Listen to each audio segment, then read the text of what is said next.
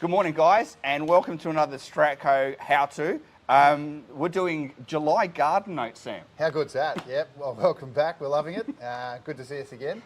It really does feel like a front bar now.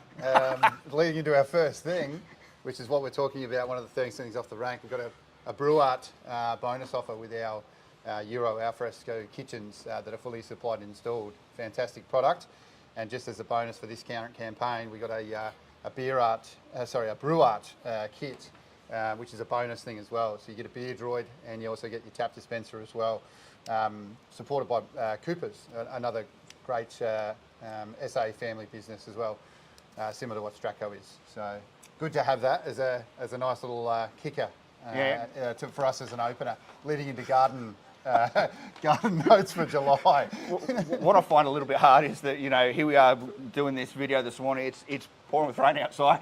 Finally, well, rain. And we're talking the beer up. Exactly right.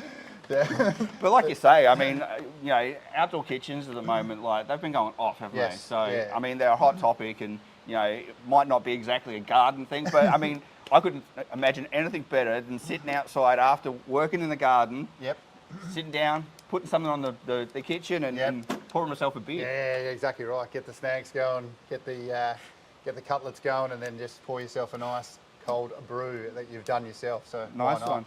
Happy with that. We will get into some garden notes as well, though. You may see in front of us here, guys, one of the first topics we wanted to talk about was pruning. Obviously, coming into this nice weather, which currently, you know, we're loving some rain coming through. Hopefully, we get more of it consistently. But we've got a couple of things we're just going to talk through here, Phil. Yeah, well, I kind of thought it was topical, like sort of middle of winter, you know, it's the perfect time for a lot of that rose pruning, fruit tree pruning. You really need to get stuck into it. And we touch on, you know, jobs to do during the year, but sometimes we don't really go in depth. So I thought today it would be a good idea to sort of explain sort of the basic principles of how, you know, how to prune and what to use. So I guess Stratco, we sort of love our safety around here, and I thought the first thing that we should talk about is sort of the safety sort of thing. So I mean, making sure gloves are always appropriate. Absolutely. So I mean, we've got like so many different types of gloves available. I just grabbed a couple of sort of the ones I thought were nicer ones. So something like this has got the long sleeve, so when you're getting in doing your rose pruning, you're not going to scratch your arms up. So these are useful. You know, they've got sort of the nice. So most of these ones here, what you do find with these guys, they're really tapered to your hands and they really fit well. So you don't really feel like you're wearing gloves, but you just know you've got the protection. So I tend to find these sort of things as well. When you're working in the garden, you can still grip things properly and you can still continue to, you know, grab a hold of things and get pretty robust, and then at least you know you can got good grip factor as well. What I do find funny, sort of, it shows you where we are, touchscreen compatible. Touchscreen, there you go. So you can be doing your pruning and you can be watching us on your iPad. And if you get a phone call, you know you can get the phone out. You don't have to take your gloves off because it's touchscreen compatible. I like it. So I do love that. But the old traditional leather, that's probably one that's been around for a long time. But it's almost like a hybrid here, where it has the leather obviously on the underside, which is obviously really, really good for digging and getting in, and you know, good for all of that weeding and everything you do. But then it also has a bit of a softer touch on the top there, Phil. Absolutely. For comfortability. So rather than those big sort of cowhide ones that you used to have and those big bulky ones, again, a lot slimline, tapered and fitted, which is certainly going to make it a lot easier again when you're trying to get in, pull things out, get stuck into your garden. It's great to have things that are slightly more fitted on your fingers and hands. Allows you for better grip. Absolutely. And like I say, I mean, the selection down in the garden centre is just crazy. Like we could have talked probably all day about just gloves. We love gloves. But we're not going to. So moving on, I guess when it comes to pruning, you've got to sort of weigh up what it is that you're pruning and what's the correct tool that we're going to use. If we use roses, for example, generally a good pair of secateurs is all that you need. So just because you're not dealing with anything too thick, are you, really? That's when it right. comes to the branches and stuff. If you think about it sort of being about the size of like your finger, that's the perfect sort of tool to be using. So, and I think we've mentioned in the past as well, or Phil definitely has, about quality control and things like that, or you know, cross-contamination. So making sure that you know you continue to use your secateurs. Once they're finished, give them a good clean up. So that way, then if you're transferring to another plant, you're going down the garden and pruning a lot of things, making sure you're not transferring any potential diseases that might be over on one plant to another. That's nice that someone's been listening. That's great. I do listen. So that's it. And I guess, look, once again, I mean, we'd have secateurs that are sort of $4 or $5 all the way through to secateurs that are like $50. Yeah. What's the difference? Well, generally it's going to be like the cheaper ones are for people like me that sort of do it and then put it in the rubbish bin and throw it away and go, where's my secateurs? or the more expensive ones, it's all about the quality of the parts, the quality of the blades. Are the blades replaceable? So you've got to weigh those up when you're purchasing your secateurs. But I mean, this is probably a middle of the range selection, and I think the Cyclone ones are fantastic. I mean, if you feel it, I mean, they're actually quite weighty. I was going to say, it's got a bit of guts. It doesn't feel like a sort of a toy set. Really good. No, so for these guys here, perfect for that lighter pruning. I mentioned about finger size. I guess the other thing to do is that if you find that when you're using them and you get into the point that you're struggling with them, that's the time to think about moving to sort of a bigger tool. So from secateurs, we go to bypass loppers. There we go. These bad boys out. So that's a serious tool, isn't it? Oh yeah, absolutely. So what is it saying here? Up to about 40 millimetres. So clearly you can have a crack at some branches, or if you're pinning back some trees and some bigger plants, absolutely. The bypass loppers are good. And I noticed these ones, Phil, we've got the old extendable hands. That's right. So the extendable arms, which then give you obviously plenty of leverage and so forth. But again, you always want to maintain and use it for what it's designed for, guys. It says here up to say 40 millimetres.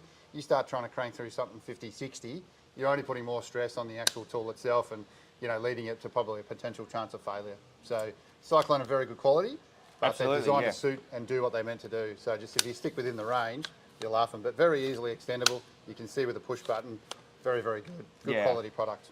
And same again, it's about the maintenance of it. They're a quality tool, quality blades. But it's always nice to have a sharpening tool or a diamond lap or something like that sort of available, just to sort of clean the blade up as you're pruning, because nothing cuts through timber like a nice sharp blade. Of course. So so secateurs first, loppers second. And then if we need to get full on now I haven't taken this. So that's it. So I guess the final thing before a chainsaw comes out and remove the tree is one of your sharp blade saws. So if you're finding it's bigger than the 40 mil, get the bad boy out. And even like you probably find, some of if you are getting into bigger trees, a bit sappier style trees and stuff, that's where these pruning saws probably come into their own.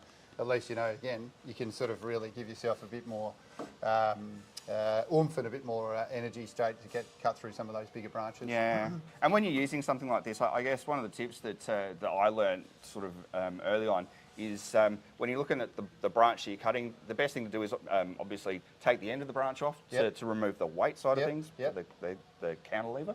But when it comes to removing that the rest of it, you put an undercut under the branch, sort of closer to the trunk, and then you cut sort of further away from that, and then the weight of that will sort of come back to that undercut, and it won't strip the bark off the tree.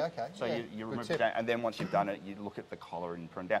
All things that we can go through in the garden centre, but so an undercut for the branch just to stop damage for the tree. Awesome. Now we're getting into some cooler weather. Hopefully, some more consistent rain. That'd be nice. What's exactly for everybody? What's one of the other things that we're looking at when we go into this cooler weather for our gardens? Well, this one depends on who you talk to. Mulching. We talk about now. There's pros and cons to mulching this time of the year. The pros would be that that you're blanking the soil, you can sort of suppress weeds, and as it breaks down, it'll enrich your soil. The negative side to it is that as we get closer to springtime, it'll take longer for the sun to come through the mulch to warm the soil. To sort of warm the soil. So mulching is still important because you want to sort of make sure you trap all the rain that we're getting into the ground. But you've got to do it. You would be doing it thinner than you would normally do it. Just because when spring comes around, you'd like to be able to sort of rake that back from any of your, roses and things like that, so that you can get some soil to encourage that nice early spring growth. Okay. Yeah. Cool. I guess the wetting agents. I'd like to think that by now we've had enough rain that we won't need wetting agents. But you know, certainly if you're still having problems with pooling on the surface, and if aeration doesn't help the problem, or you can't aerate for certain reasons, then a wetting agent would certainly be something I'd be trying. Nice. On a personal note, I've been talking to Phil about, I've got my magnolias along the front of my house, and one's really, really going well.